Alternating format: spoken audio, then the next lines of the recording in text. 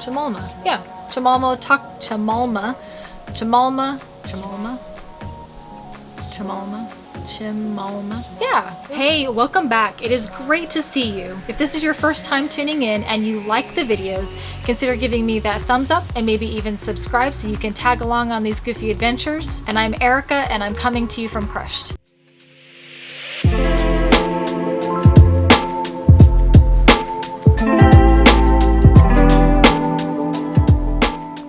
Good morning. So after sleeping in the room 2126 here at the Hyatt Regency down here in Dallas, I'm able to kind of assess the room and see what things might have changed after walking in, right? So right when you first walk in, everything looks great, everything smells great.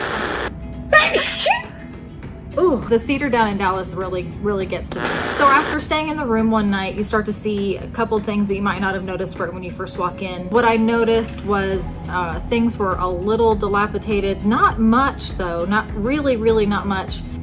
And I'm looking at it right now around the bottom of the bed. They're a little bit worn. It looks like it could be from either the vacuum cleaners, from the cleaning ladies, possibly, or just people brushing up against them, maybe some luggage. And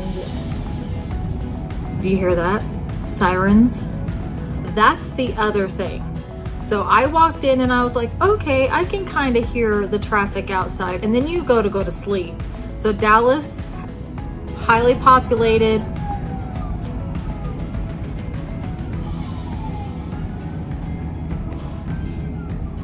You can hear the sirens pretty easily and they could wake you up from a dead sleep. Last night wasn't as bad. I turned the fan all the way up to the 3rd setting. It kept the air circulating in the room.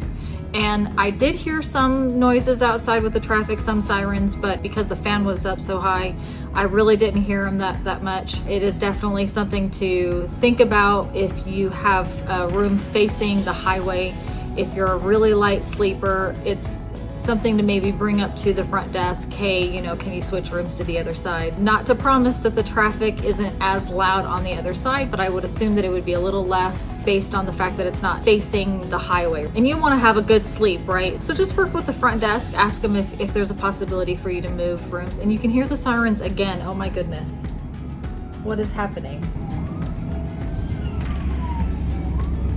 Okay, today we are going to the 6th floor museum, which is within a 10-minute walk from this hotel. And also, I don't have reservations for the Dallas Holocaust Museum. That was not part of the city pass, but it's right there in the same location, so I thought maybe I could stop and see how much tickets were. For dinner, I haven't quite decided yet. I have to look a little bit more around the local area. I have so many options. It's a little overwhelming, and I want to make sure that I really take advantage of the time here. So let's go. In this week's video, I want to show you around the Dealey Plaza area, take you to one of the attractions that I was able to book through City Pass, which was the Dealey Plaza Museum. And then in next week's video, we're going to check out the Dallas Aquarium, and then also a really cool taco restaurant that I was able to find right within walking distance from the hotel that I stayed at, called Chamalma. I think I'm saying that right. It was fantastic. Chamalma Taco Bar Company. The hotel I ended up staying at was the Hyatt Regency, which was right there off of I-35 down in Dallas.